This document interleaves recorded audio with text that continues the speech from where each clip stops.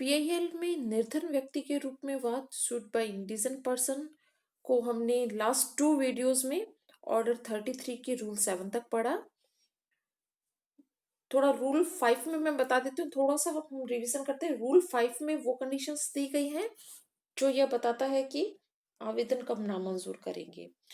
फिर रूल 6 में अगर आवेदन रूल 5 में नामंजूर नहीं किया जाता है तो वह एविडेंस की एक डेट तय करेंगे। फिर रूल 7 में हमने पढ़ा कि उसमें सुनवाई की क्या प्रक्रिया होगी, न्याय पक्षकारों का, साक्ष्यों का परीक्षा की जाएगी, एग्जामिनेशन किया जाएगा।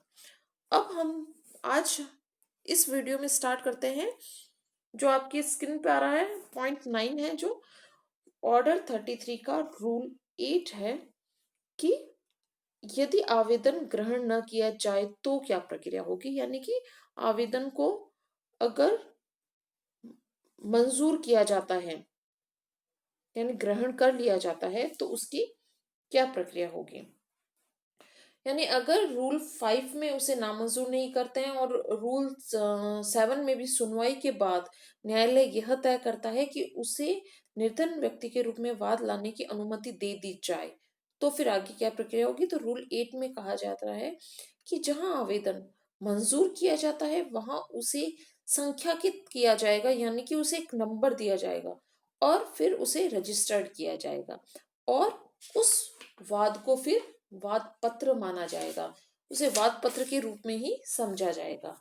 और उन सभी बातों में वह वाद मामूली जो मामूली रीति से यानी कि सामान्य रूप से जो वाद संस्थित किया जाता है उस वाद के रूप में ही वह आगे चलेगा। यानी कि ऐसा माना जाएगा जो कि नॉर्मल प्रोसीजर से कोई वाद दायर किया गया है।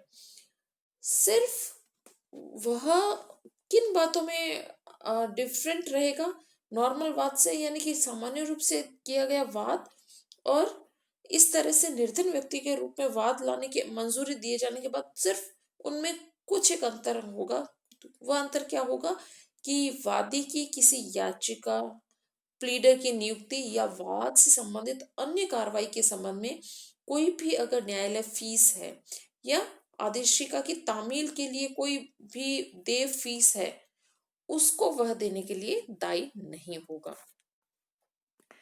ठीक है, तो इसमें यह है कि संख्याकित करके रजिस्टर करेगा लेकिन उसे कोई फीस देने के लिए वह दायी नहीं होगा। अब हम देखें रूल 9। रूल 9 कहता है कि निर्धन व्यक्ति के रूप में वाद लेने की जो अनुज्ञा है वह प्रत्याहरित कब की जाएगी। यानी कि जब अनुज्ञा दे दी गई है और उसके बाद में भी न्यायालय को यह लगता है कि इस तरह से स्वीकृति नहीं दी जानी चाहिए थी तो न्यायालय उस स्वीकृति को विथड्रॉ कर लेगा। तो किस तरह से वो करेगा कि प्रतिवादी या सरकारी प्लीडर के आवेदन पर जिसकी की सूचना, लिखित सूचना 7 दिन पहले ही वादी को दे दी जाएगी और यह न्यायालय आदेश देगा कि वादी को निर्धन व्यक्ति के रूप में वाद लाने के लिए दी गई जो परमिशन थी, अनुज्ञा थी, वह विड्रॉ की जाती है। तो इस तरह से कौन से आधार होंगे जिसके आधार पर न्यायालय इस परमिशन को विड्रॉ करेगा कि यदि वादी वाद के दौरान तंग करने वाले या अनुचित आचरण का दोषी हो तो न्यायालय कहेगा कि वह निर्धन व्यक्ति के रूप में वाद नहीं ला पाएगा। यदि न्यायालय को यह लगता है कि वादी के ऐसे साधन है कि निर्धन व्यक्ति के रूप में उसे वाद नहीं करना चाहिए था तो भी न्यायालय उसे वाद निर्धन व्यक्ति के रूप में वाद लाने के लिए जो अनुज्ञा दी गई थी उसको विड्रॉ कर लेगा। और नेक्स्ट है कि यदि वादी ने वाद की विषय वस्तु के बारे में ऐसा कोई करार कर लिया है जिसके अधीन किसी अन्य व्यक्ति ने ऐसे विषय वस्तु में कोई हित अभिप्राप्त कर लिया है, यानी कि किसी अन्य ने हित प्राप्त कर लिया है और ऐसे करार पर न्यायालय को पता चलता तो भी न्यायालय स्वीकृति को विड्रॉ कर लेगा। अब हम देखते हैं रूल 9A, प्रतिनिधित्व प्रदान करना, यानी कि प्लीडर की नियुक्ति करना जो कि इस ऑर्डर का मुख्य उद्देश्य है कि व्यक्ति निर्धन है और वह अ, आर्थिक रूप से कमजोर होने के कारण वकील तय नहीं नियुक्त नहीं कर पाएगा। उसका प्रतिनिधित्व किस तरह से होगा, तो रूल 9A कह रहा है कि जिस निर्धन व्यक्ति का प्रतिनिधित्व न हो उसके लिए न्यायालय द्वारा प्लीडर नियुक्त किया जाना। तो जब निर्धन व्यक्ति के रूप में वाद लाने की जब किसी व्यक्ति को परमिशन दे दी जाती है लेकिन उसका प्रतिनिधित्व नहीं किया जाता है, वहां पे न्यायालय उसके लिए प्लीडर तभी नियत कर सकेगा जब मामले की परिस्थितियों में ऐसा किया जाना अपेक्षित हो। और इस संबंध में हाई कोर्ट नियम बना सकती है और हाई कोर्ट ऐसे नियम राज्य सरकार के पूर्व अनुमोदन के बाद बना सकेगी। तो हाई कोर्ट किस मैटर्स पे नियम बना सकेगी कि प्लीडर की चयन की रीति क्या होगी और न्यायालय द्वारा ऐसे प्लीडर को दी जाने वाली सुविधाएं क्या होंगी, उसके संबंध में हाई कोर्ट नियम बना सकेगी। और या फिर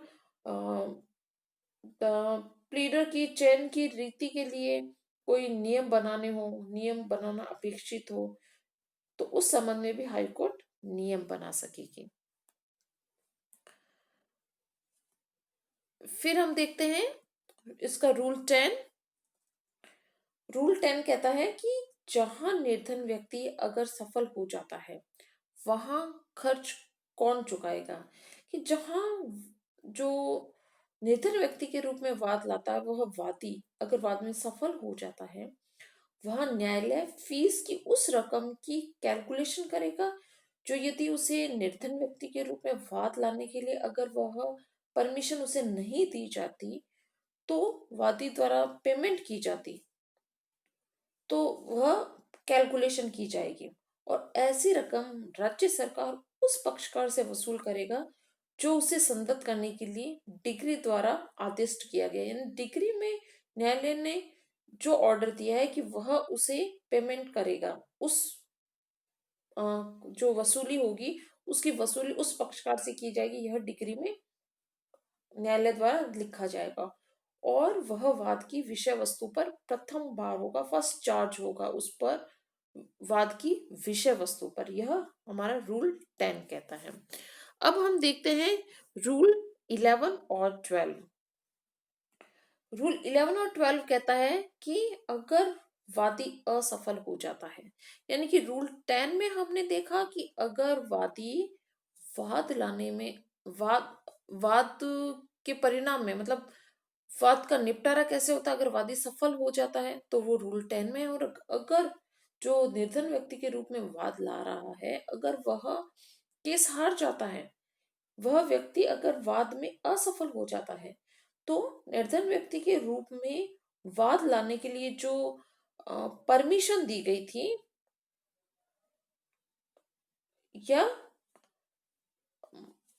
मतलब परमिशन जो दी गई थी या तो वो विड्रॉ हो जाती है या वह वाद ही विड्रॉ हो जाता है या इस कारण से खारिज हो जाता है वह वाद कि वह वादी अ, उपस्थित होने में या उत्तर देने के लिए जो प्रतिवादी के नाम पे जो तामील करनी थी वह इस कारण से तामील नहीं हो पाई है कि ऐसी तामील के लिए जो न्यायालय फीस है या डाक खर्च था वह देने में असफल हुआ, या फिर जब वाद की सुनवाई के लिए जब पुकार हुई तब वादी उपस्थित नहीं हुआ।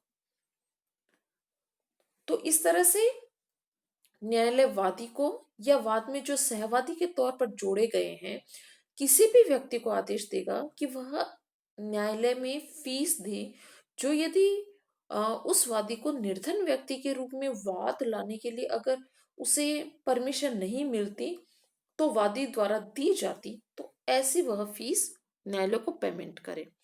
तो फ्रेंड्स, इस तरह से इस वाले वीडियो में हमने आज देखा है कि